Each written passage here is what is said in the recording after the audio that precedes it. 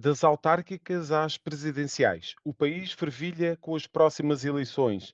Entre seguros e almirantes, a corrida a Belém está prestes a conhecer os principais protagonistas.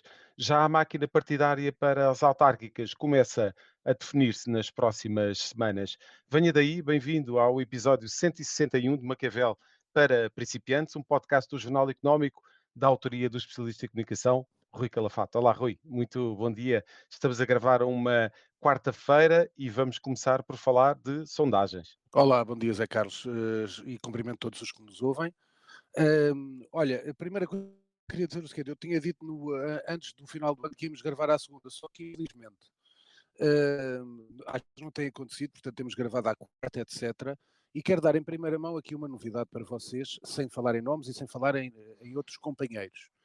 Para quem me vê na CNN, eu tenho um programa chamado Sem Agenda, que atualmente é o programa de maior audiência da CNN, às 7 horas. Só que eu, a partir da grelha que vai ser anunciada amanhã, da nova grelha da CNN, eu vou passar a ter um novo espaço à segunda-feira, à noite, no prime time. Com mais duas pessoas, é segredo, ainda não vou dizer nada. É um modelo fora do comum e que acho que é capaz de ser interessante. E por isso, o meu sem agenda, onde eu vou estar no sem agenda, vai haver um novo sem agenda, às sextas-feiras, às 19, portanto ficam já convidados. Além disso, ainda vou ter outro espaço de análise ao fim de semana e, portanto, ficam já convidados para a nova grelha da CNN. Estão a ouvir em primeira mão, espero que não façam notícia já disso, até porque ainda não posso, que a apresentação da grelha é só amanhã. Mas para Certo. vocês fiquem em primeira mão. Até porque eu não disse nada de Boa programas, não sorte, disse Rui. nomes, não disse obrigado, não disse nomes, não disse, só disse do sem agenda porque já existe, os outros não disse nada, nem de quem são os companheiros, nem nada disso. Desde logo vamos continuar Mas a em acompanhar todo com o muito espaço é interesse. tudo. Sim, pronto, e portanto ficam já com esta. O que é que isto significa? Que à segunda-feira não me vai dar jeito, porque à segunda-feira, portanto, não estejam habituados a ter um programa do Maquiavel para principiantes logo à segunda. Eu vou combinar depois com o Zé, gravaremos sempre à terça ou à quarta, como lhe der também jeito, em termos técnicos também. Portanto, sondagens. As sondagens que apareceram várias, primeira nota tem que se dar. Vamos falar à séria. E pá, como sabem, eu nunca acreditei em sondagens, quem me ouve aqui há 160 programas, e portanto é bizarro, seja na CNN, seja na RTP, ter um barómetro, mas não é uma sondagem, é um barómetro que apresenta como margem de erro 8 pontos de margem de erro.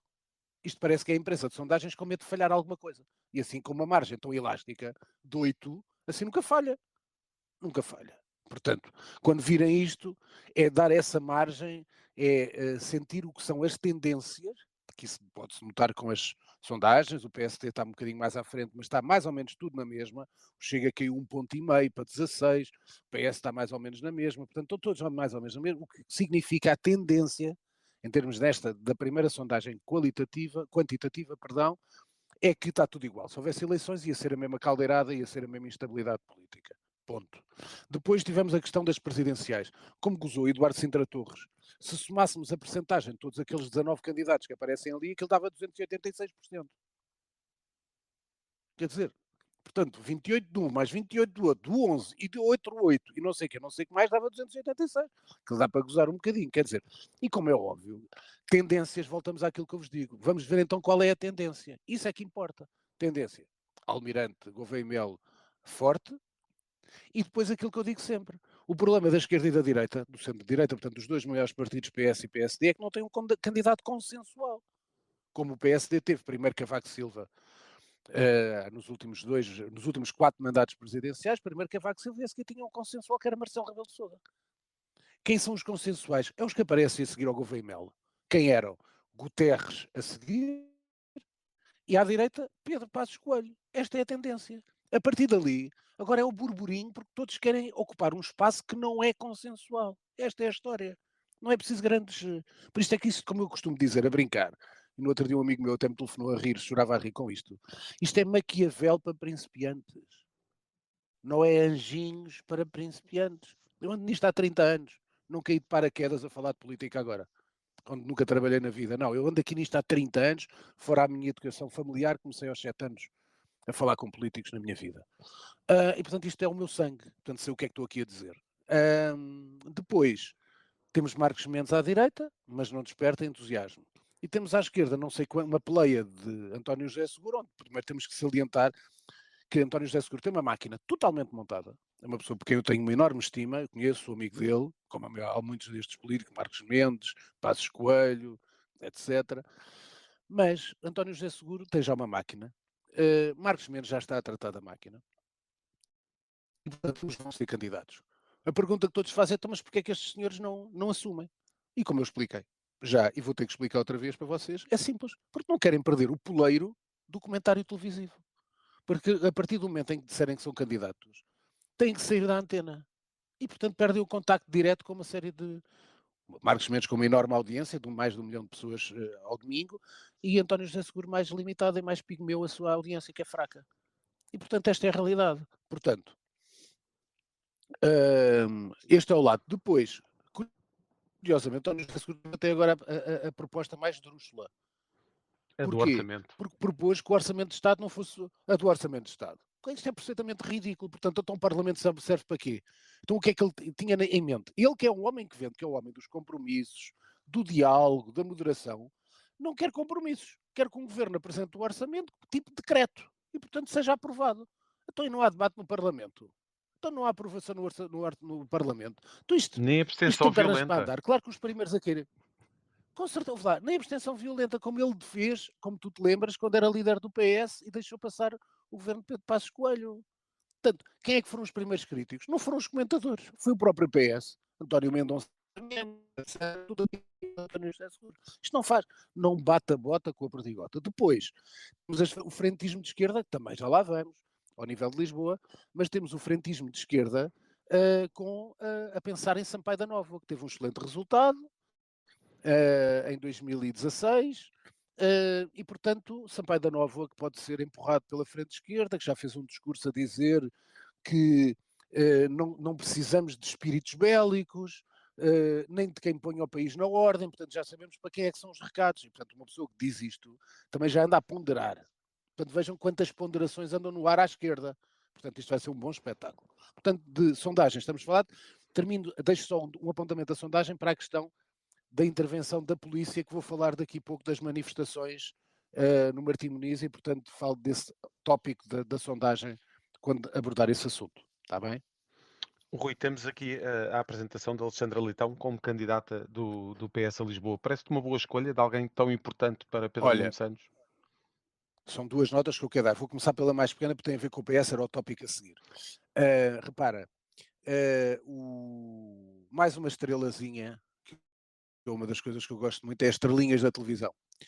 Há uns tempos atrás, ninguém sabia quem é que era um paraquedista chamado Miguel Prata Roque.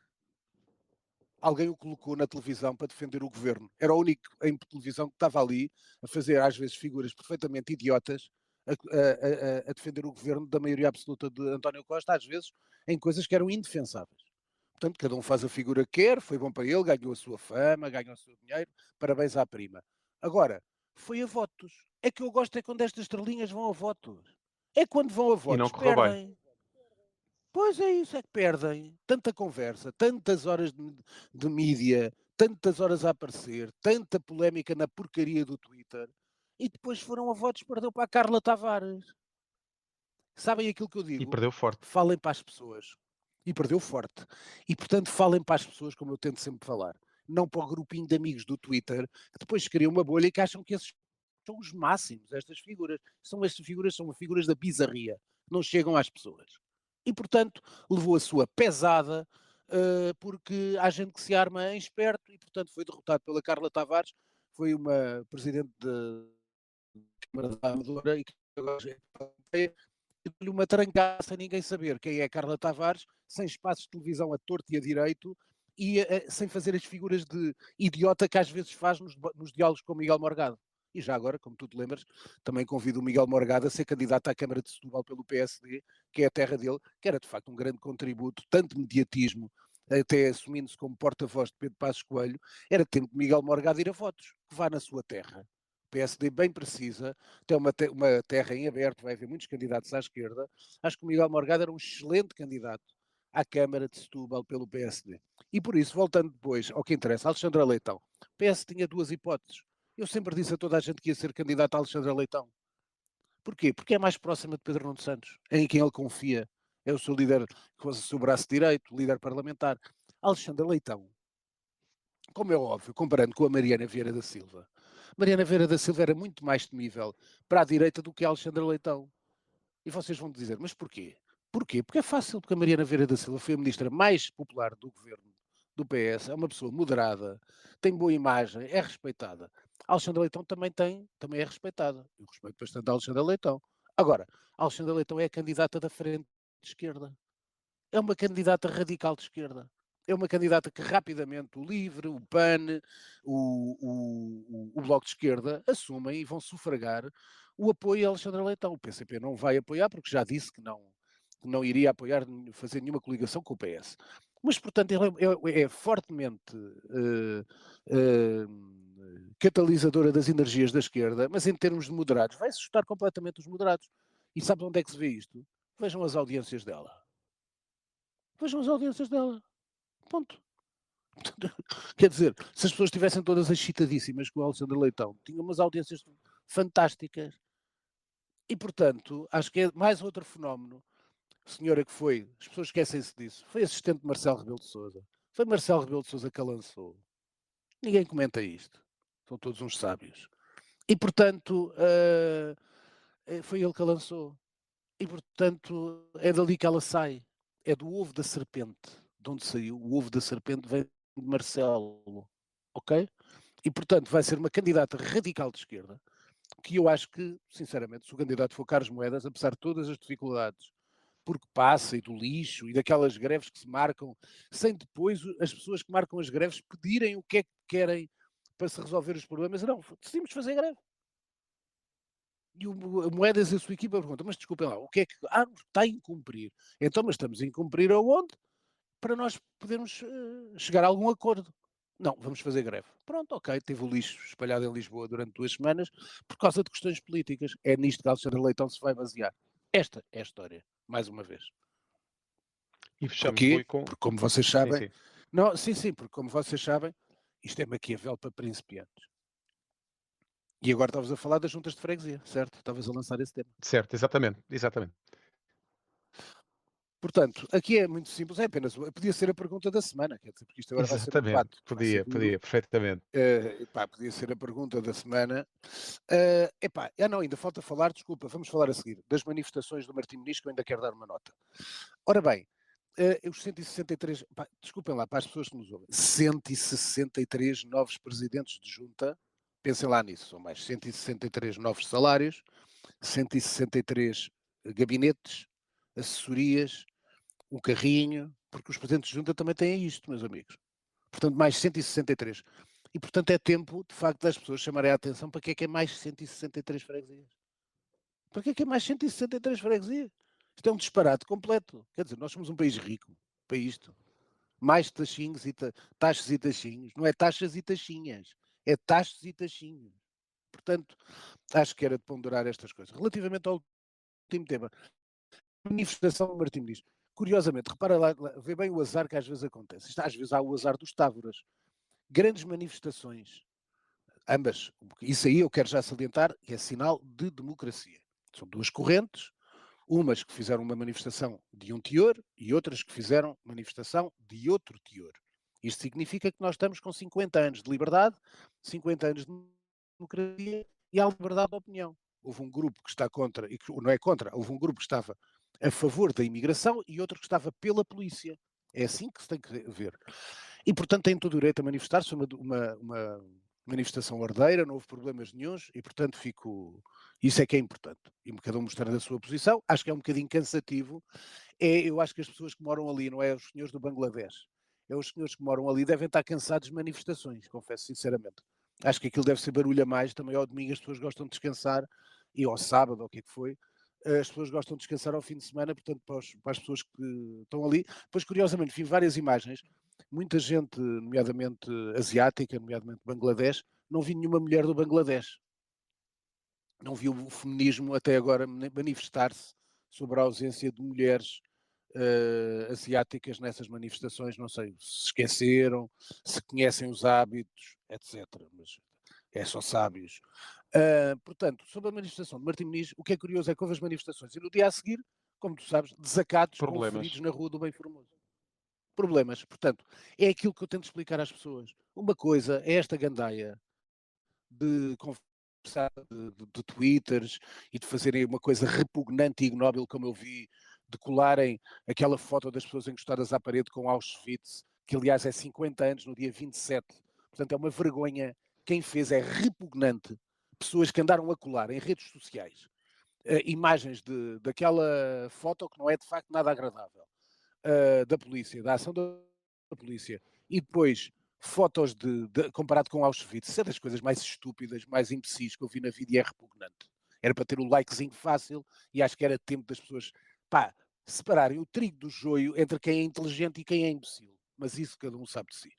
E cada um faz as suas leituras, uns gostam de ouvir o Maquiavel para principiantes, outros gostam de ouvir conversetas de brincadeira.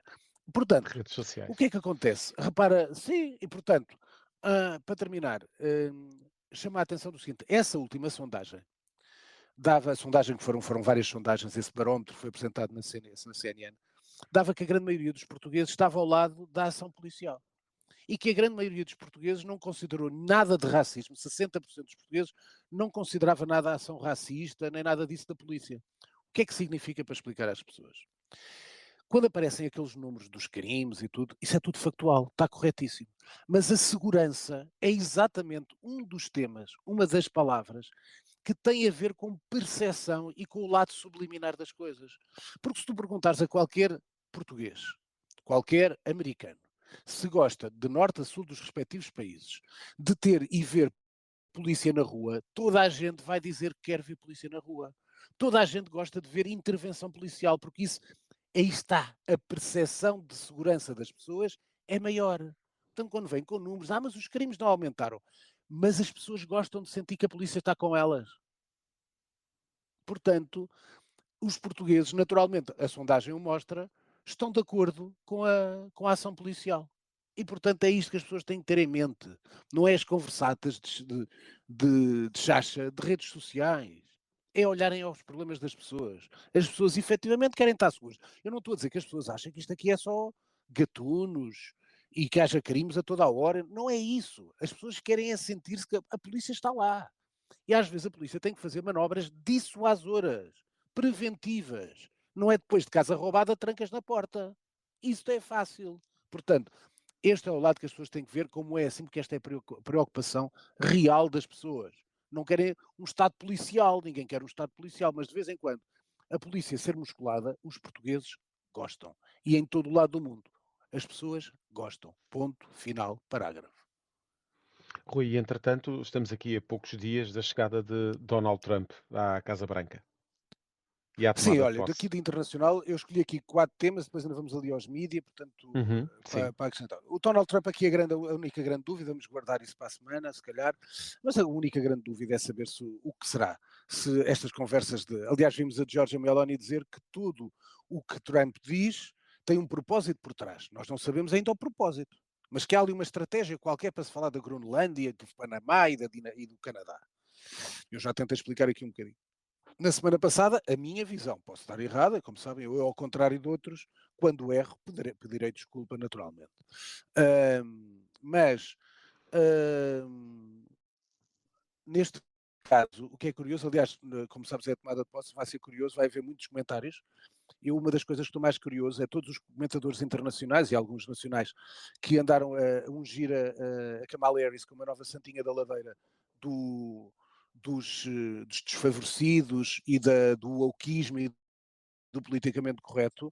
Eu quero ver quantos deles, eu conheço-os todos, sei o que é que todos disseram. Vamos ver se algum pede desculpas por andar a enganar os portugueses e andarem a dizer que a Kamala Harris ia ganhar eleições. Vamos ver se algum vai pedir desculpas. Eu estou de consciência tranquila, ao fim de 160 episódios que me ouvem, todos sabem que eu desde sempre disse que o Donald Trump ia ser presidente dos Estados Unidos, e se não fosse o Donald Trump, até o Ron DeSantis ou a Nikki Haley ganhavam aquilo.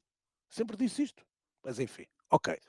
Vamos ao Trump. Portanto, a grande dúvida é saber se vamos ter um Trump à maluca, entre aspas, caótico, ou se vamos ter um Trump como nos 4 primeiros, sem esquecer que é de sempre criticar a ação da invasão do Capitólio.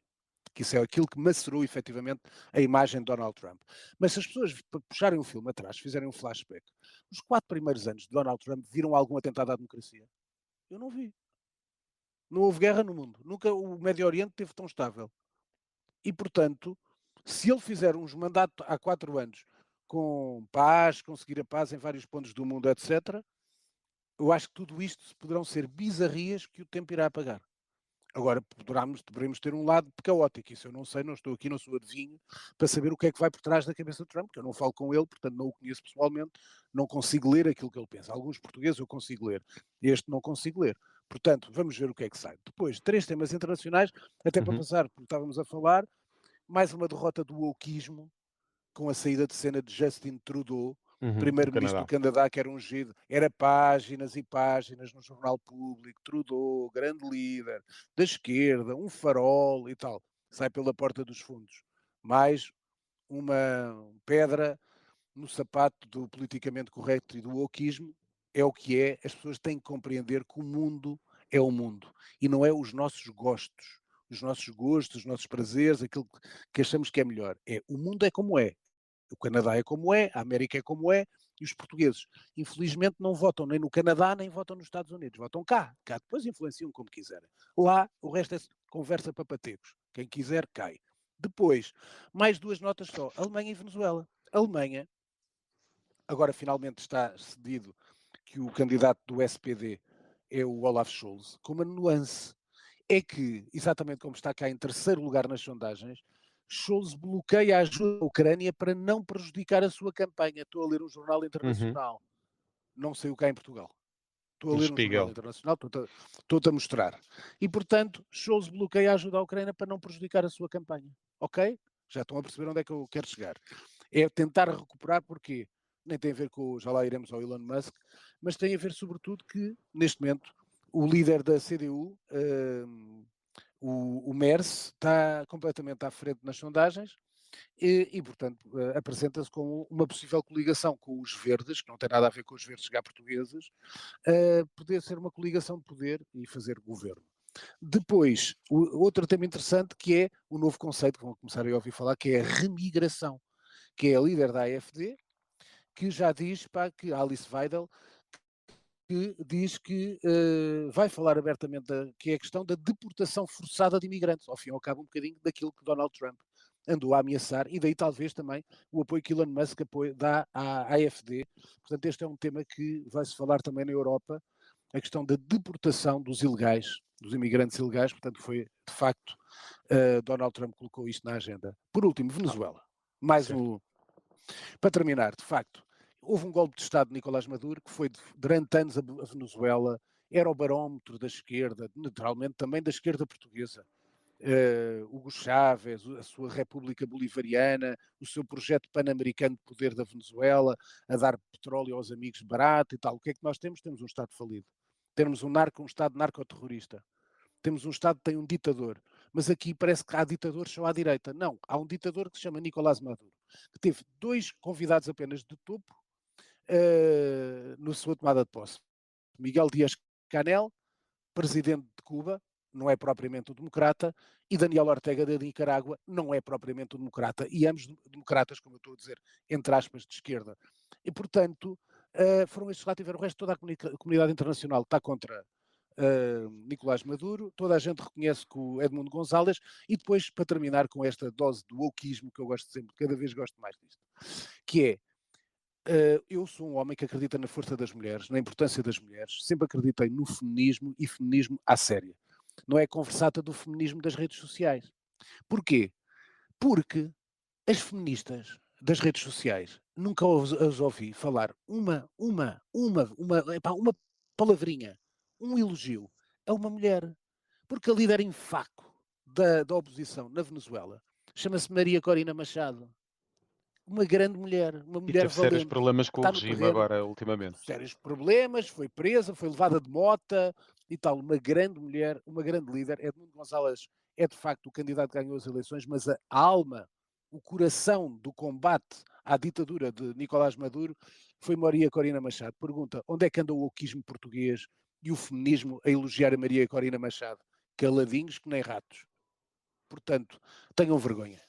Também podia ser a pergunta da semana. Rui, passamos para os temas Também. de mídia. Queres falar de Musk e de Zuckerberg? Era só um bocadinho. Sim, eu por acaso fiz uma coisa muito interessante, fizemos uma audiência fantástica, eu e o Anselmo Crespo, para falar sobre este assunto, hum, que é a questão de, eu chamei a atenção, houve um jornal internacional, foi o El Mundo, aí há 3 semanas, falava do tecno-autoritarismo possível com o Elon Musk, com esta tomada de poder, digamos, de Elon Musk, que é uma coisa é ser um grande empresário, um visionário. Já vos recomendei, leiam o livro do Elon Musk para saber também todas as bizarrias, está lá tudo, o bom e o mau, do Walter Isaacson, que fez também a biografia do Steve Jobs.